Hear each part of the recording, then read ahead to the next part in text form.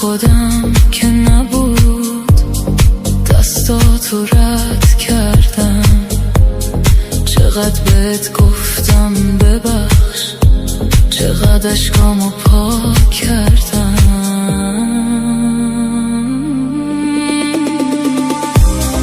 من با این تنهاییام مثل سابق نمیشم.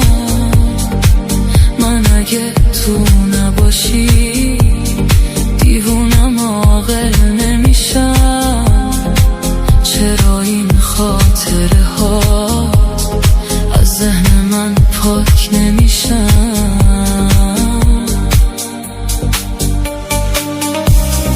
من با این تنهاییام خیلی سال رفیقم. من راز دلمو دیگه به هیچ کی نمیگم.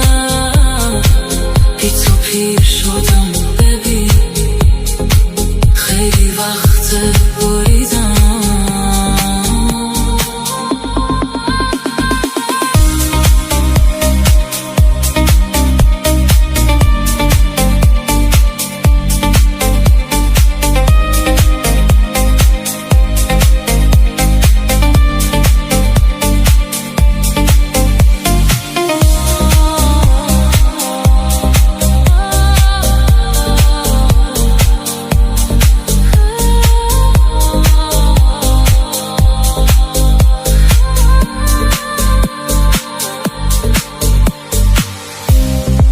تو که بام غر میکنی، از همه جا میبرم.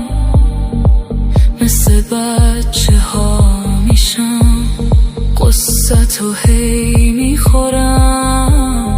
نگاه به خنده هم نکن، این روزا خیلی پرم.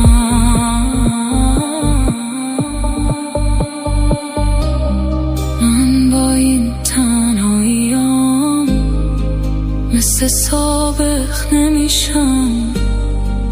من اگه تو نباشی دیوونم عاقل نمیشم. چرا این خاطره هات از ذهن من